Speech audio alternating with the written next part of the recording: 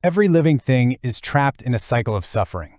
A true peace cannot be found in a world governed by such cruel biology. Wow. I mean, talk about a chilling way to start things off. That absolute thesis sets an incredibly intense tone right out of the gate, doesn't it? We haven't even revealed the creature we're discussing yet, but immediately we are confronted with this worldview where existence itself is viewed as fundamentally flawed. So let's just dive right into this explainer. Today, we're unpacking a dramatic, deeply philosophical script titled The Kingfisher's Cycle of Shadow and Steel. We're going to be looking at this fascinating narrative dialogue between two characters, Madara and Obito Uchiha.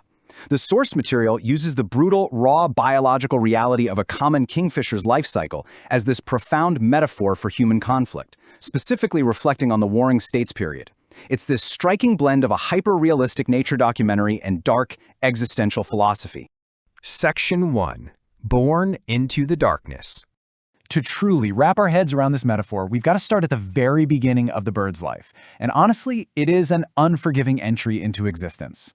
We start off in this suffocating, claustrophobic setting, a 2-foot mud tunnel dug deep into a riverbank.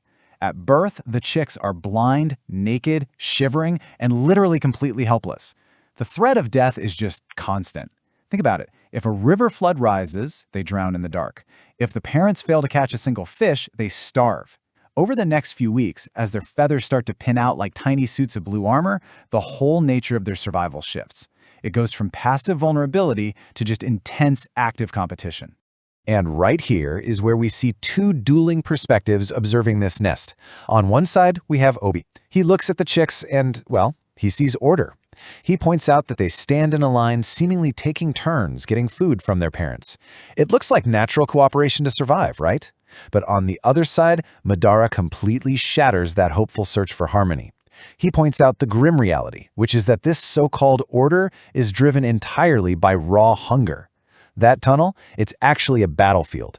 The strongest chick physically pushes its way to the front to take the fish, while the weaker ones get shoved to the back, left starving in the shadows.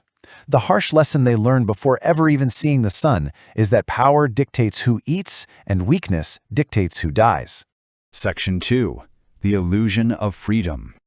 So when the fully feathered fledgling takes its very first clumsy leap out of that dark mud hole and into the bright sunlight, you might think, okay, finally it's found freedom. But the crucial point here is that this freedom is a total illusion. It's fleeting. The fledglings survive the dark only to face an aggressive multi-step trial of survival. Step 1. Survive exile. The very moment they leave the burrow, their own mother and father aggressively chase them out of the territory. The world literally does not welcome them.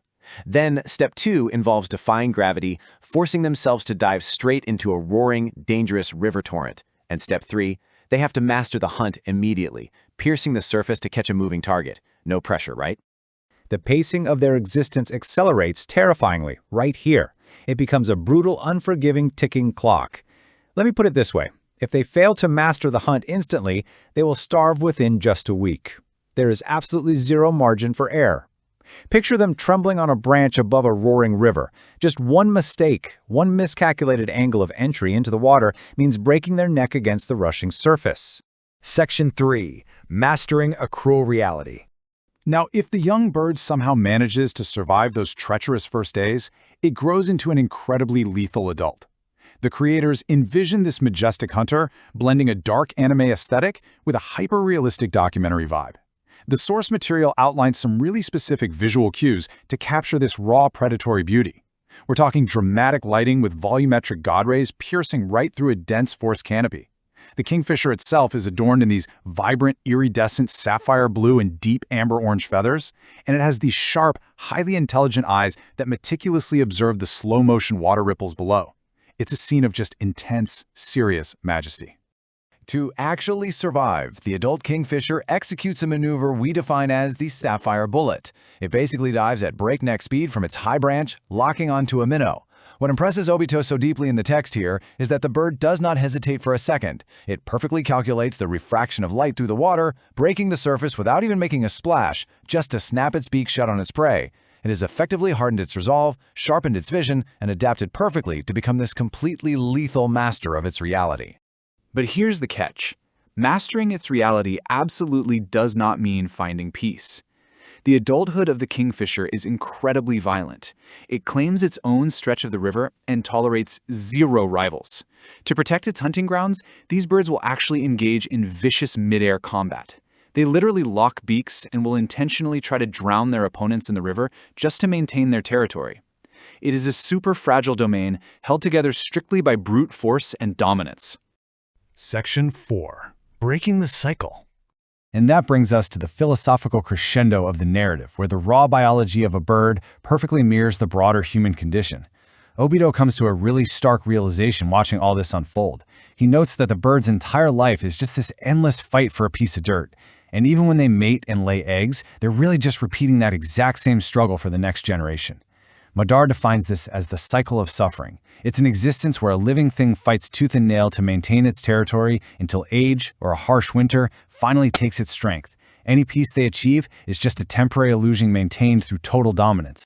Which leads us directly to Madara's ultimate world-altering declaration. Because a true peace cannot be found in a world governed by such fundamentally cruel biology, he determines that the current reality itself is what's broken.